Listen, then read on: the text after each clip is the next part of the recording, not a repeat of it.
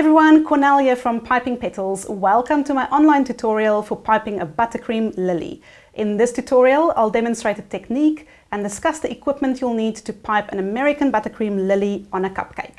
If you would like to know how to prepare the colors used or how to fill your piping bags with multicolored effects, please refer to my Working with Colors online tutorial. Let's get started. We're going to do our lily.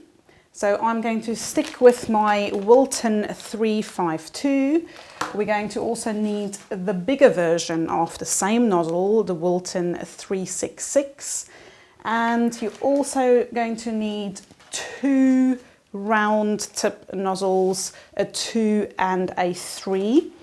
I'll change my greenery over to a 3, which we're going to use for our stamen, and the smaller version, the 2, Wilton 2, we'll use for the anthers right at the end of our stamen. So the main thing with your lily is to get height, because if you look at the lily in nature, the petals are not lying flat. It's actually standing up at quite an angle, and your stamen are right in the middle down there coming out. So to create that effect, I'm just using a little trick I'm going to show you. So a lily has got 6 petals, and we're going to start with 3 and then do a next layer of 3. So to cheat a little bit, we're going to use your 352, pointy end at the bottom, and we're going to create a triangle. So 1, 2, 3. Go over them again. 1, 2, 3. You can do it again actually. 1. And this is the little trick to get the height on your lily petals. So you will see these beneath the lily petals, but it's just going to look like greenery beneath your flower. So do it in green and not your lily petal colors, otherwise it's going to look strange. Right, so over to the Wilton 366. Now I've filled this bag with one of my most complex ways to fill a bag. I call this the two-tone double edge with accentuated middle. So we've got 2 white stripes at the sides of our lily petal and a highlighted gel color stripe right in the middle. So if you want to know how to do this, please refer to my Working with Colors online tutorial, where I show you exactly how to fill your bag like this. And we also study a lily petal in a bit more detail to understand how and why we do this. Right, so make sure you have your bag with the gel stripe facing upwards and your pointy end of your nozzle facing upwards as well.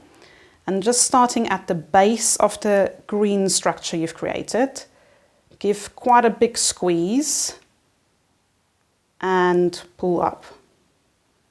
That's your 1 petal done. Big squeeze, pull up. And a big squeeze and pull up. So that's the first 3 done. Back to our 352.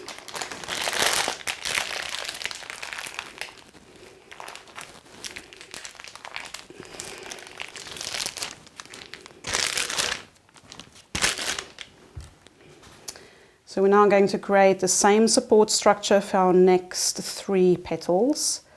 And these ones you want to have even higher because they need to go over your first 3 petals. So just create a bit of extra height for these.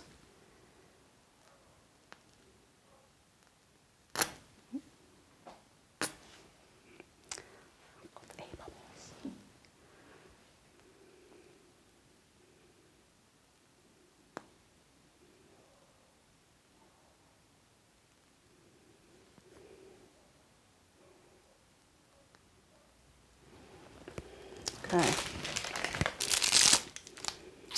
Back to your 366, gel stripe upwards, and put your nozzle right in the middle, push it down a little bit, and we're going to give a big squeeze and pull up. Push it in, big squeeze, pull up, and big squeeze and pull up. There we go. Now back to your 352, and we're just going to fill the gaps. These ones can be flat.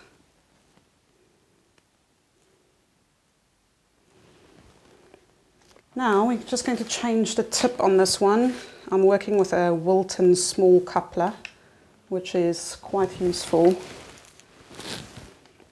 if you need to use multiple tips for the same colour.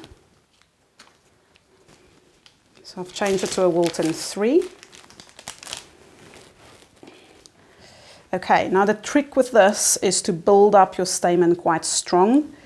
As with the buddleia, if you're going to just squeeze and pull in one straight motion, you're going to have a line that just flops over. So we want to give it a nice big squeeze and build it up so it will stand up in the air. And let's do 2 more, because they usually have at least 3.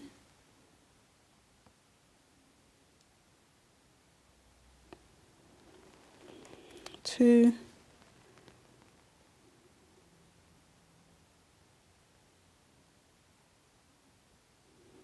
And 3. And all we have left to do is to put the little yellow bits, very, very unique and characterful of the lily. So we're using a Wilton 2 for the anthers and a little bit of a toothpick. This is tricky. You could theoretically stop there, but it does just add that little bit of extra reality to your flower. So I'm going to hold the toothpick behind a stamen just to give it support, because I'm going to push against it. And you're going to squeeze this in a little triangle shape. Attach it to the end. There we go, that's 1.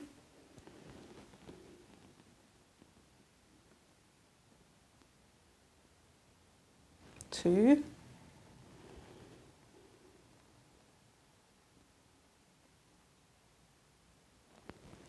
And 3. So that is your beautiful lily, quite a hard but impressive flower to pipe.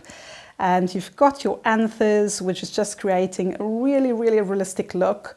And your multi-colours on the petals is really important. So you've got the sides of your petals, which is lighter in colour, and it's just get that white shine to it, going into a darker purple with a dark stripe right in the middle. Now, if you want to add even more detail to this, get a little food-safe paintbrush out, dip it in the same gel colour that you've used for the middle of your petal, and just make a few dots on the petals. Wait until the petals are set a little bit so they'll form a little crust. Because if you do it right now, you'll poke a hole in your petal, which you don't want. But if your petals are crusted over just a tiny bit, you can put some dots of paint on there for even a more realistic look. And that is your beautiful lily. I hope you've enjoyed this tutorial. You can also subscribe to my Blooming Bakes YouTube channel for complimentary videos on how to make the best American buttercream for piping flowers, as well as cupcake recipes and lots more. See you soon.